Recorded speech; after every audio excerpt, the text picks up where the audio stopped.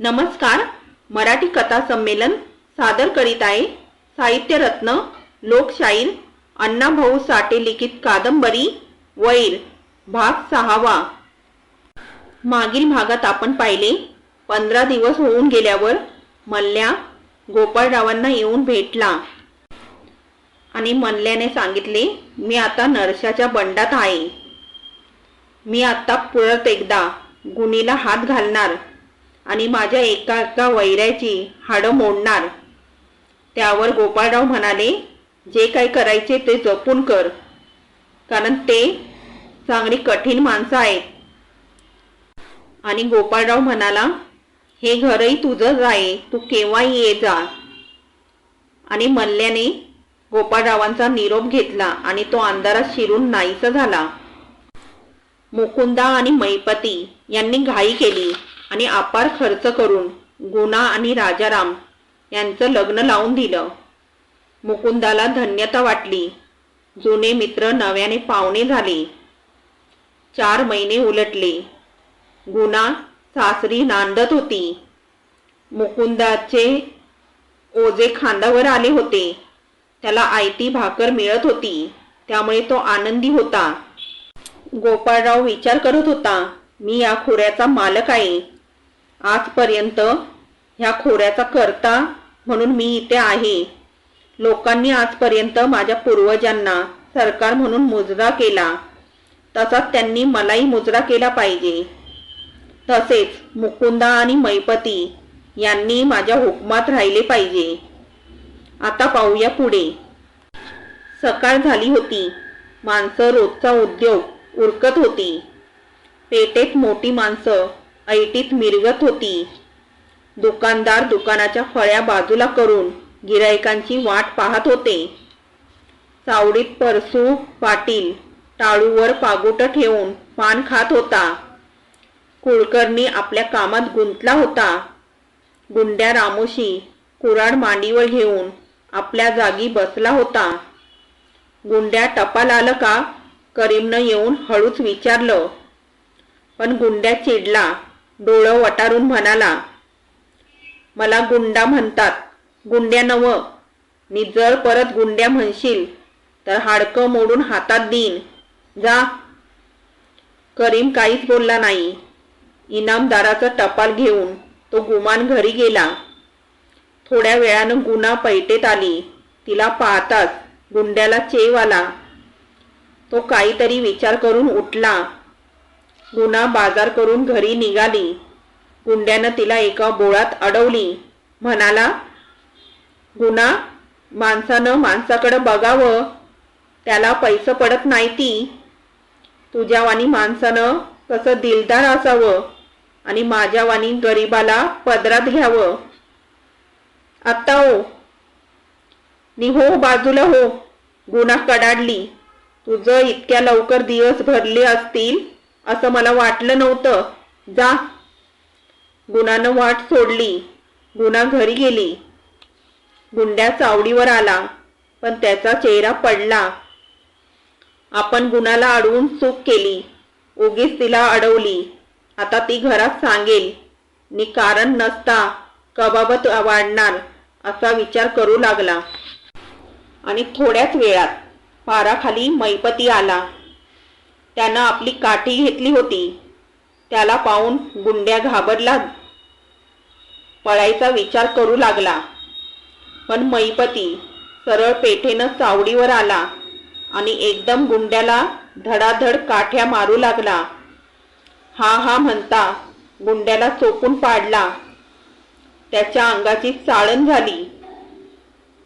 क्षणात पेठ जमली. लोकांनी गर्दी केली. काहींनी पुढं होऊन गुंड्याला सोडवला, पण मैपती शांत झाला आणि परत फिरला. गुंड्याला मैपतीनं मारल्याची बातमी रामोसवाड्यात पोहोचली. नि पांडू रामोशी आपली भावकी घेऊन धावला आणि त्याच वेळी रामोशी मैपतीवर चालून येत आहेत हे समजताच गाव उठला. मैपतीची आळी तयार झाली, परंतु पाटील कुलकर्णी यांनी मध्ये पडून ती कत्तल थांबवली. रामोशी परतले. ते सरळ गोपाळरावाकडे गेले. रामोशांचा गलका ऐकून गोपाळराव बाहेर येऊन म्हणाला, काय भानगड आहे पांडू? 2 गड्यांनी गुंड्याला उचलून आणला होता, त्याला चौकात ठेवला. करीम पुढं होऊन म्हणाला, हे गुंडाजी, याचं ढोलकं कुणी बरं फोडलं? अरे ढोलकं नवं, डोसकं फोडलं, गुंड्या इवळत म्हणाला. आणि गोपाळराव सर्व रामोशांवरून नजर फिरवीत बोलला, काय आहे हा प्रकार? याला कुणी मारलं? पांडू सांग का? मैपतीने सरकार, पांडू खिन्न होऊन म्हणाला. चावडीत बसलेल्या पोराला कारणाशिवाय मार दिला. आता आम्ही कुठं जायचं? कुणाला न्याय मागायचा? आम्हासनी कोण धनी हाय का नाही? जोपर्यंत या येळापुरात मी आहे तोपर्यंत कुणावरही अन्याय होणार नाही. गोपाळराव गंभीर स्वरात म्हणाला, या माराचे एकच कारण आहे, नि ते हे की तुम्ही सर्व रामोशी माझ्याजवळ बसता, म्हणून माझ्या वैऱ्यांना कड आला आहे. ते पिसाट झाले आहेत, परंतु तुम्ही रामोशांची औलाद आहात, त्या रणमर्द उमाजीचे वारस आहात. आता स्वस्थ बसू नका. आत्ताच्या आत्ता जाऊन मुकुंदाला या अन्यायाचा जाब विचारा.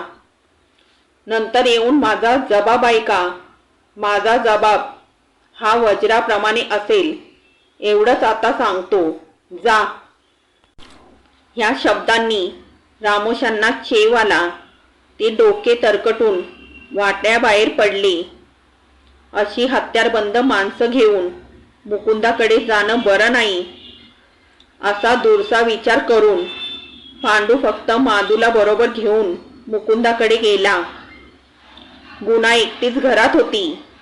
पांडू दाहक स्वरात म्हणाला, बाई, आबा कुठं हाय ती? देवळात गेल्या ती. बसा. असं म्हणून गुणानं घोंगडं आणून त्यांना दिलं. पण माधू बसला नाही. तो तसाच उभा होता. थोड्या वेळानं रामू आला. माधूला उभा पाहून म्हणाला, ए माधू, बस की. असा हुटावानी उभा का? हा? ए, तू मला हुटबीट म्हणू नको. माधू बिथरून म्हणाला, नाही बसणार. का र? काय झालं? रामू खौचटपणे म्हणाला, देशमुखांच्या पायरीवर बसून तुला बरं वाटतं, मी घोंगडे का टोचतोय होय? तू मला शहाणपण शिकवू नको. माधू खेकसला आणि मुकुंदा आला. माधूला उभा पाहून म्हणाला, माधू बस की. उभा का? तसा माधू बसला आणि रामू खाकरला आणि माधूनं नाक फेंदरलं. मुकुंदा जवळ येऊन बसत म्हणाला, पांडू, का आला होतास? आबा, माझ्या पोराला मैपतीनं मारलं. याचं नाव काय? त्याचं नाव तूच सांग की. मुकुंदानं उलट प्रश्न केला. मी पांडू चिडला. म्हणाला, मी काय सांगू? आमची रामोशाची जात म्हणजे अल्लाची गाय. कुणी बी मारावी, पण आमची औलाद रामोशाची हाय. नग नग पांडू, औलादीची भाषा करू नको.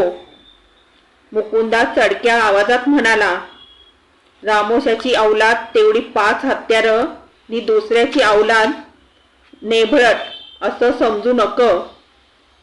म्या ह्या हातानं 20 वर्ष हत्यारं पेरलंय. हे तू तुझ्या धन्याला देशमुखाला विचार. म्या हत्यार कसं वागवलं हे ह्या घोऱ्याला ठाव हाय. आता निस्त्या औलादीचा सवाल नाही, नेक औलादीचा सवाल हाय.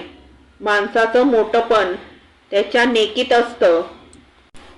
मग आम्ही रामोशांनी नेकी सोडली असं तुमचं म्हणणं हाय का? पांडू नागासारखा उसळून म्हणाला, आबा, जे बोलायचं ते उघड बोला. आम्ही नेकी कशी सोडली? असं. मग पांडू ऐक तर. मुकुंदा शांतपणे म्हणाला, ह्यो गाव हाय. हात अनेक नाती हायती, धर्मानं समान वेगळा असला तरी नात्यानं एक असतो. ह्यो गाव आणि ती सारी नाती डोळ्यात नांदत्यात नि काळजात इसावा घेत असत्यात. पण रामोश्यांनी नाती सोडली. त्यांच्या डोळ्यात नाती नसून त्या डोळ्यांवर धुंदी चढली या. ती धुंदी गोपाळरावाची. आबा, अजून सरळ सांगा, पांडू ओरडला. तितकाच आवाज चढवून मुकुंदा म्हणाला, पांडू ओरडून भागणार नाही. ऐक, तू राजाच्या आईला वहिनी म्हणत होतास नि मी तुझ्या बायकोला वहिनी म्हणत होतो. म्हणजे तुझं माझं नातं भावाभावाचं झालं, खरं का? खरं हाय, पांडू म्हणाला. आणि मुकुंदा भडकून म्हणाला, मग तुझ्या पोरानं माझ्या सुनेला बोळात अडवली, ही कसली नेकी केली? आम्ही मरून जाऊ, पण आमच्या लेकी बाळींवर असला जुलूम केलेला आम्ही बघणार नाही. हे ऐकून पांडू ढेकळ्याप्रमाणे विरघळला. काहीच बोलला नाही. भुई टोकरीत म्हणाला, आबा, हे मला ठाऊक असतं तर मी हाकडं आलोच नसतो. आलास हे बी बरं झालं.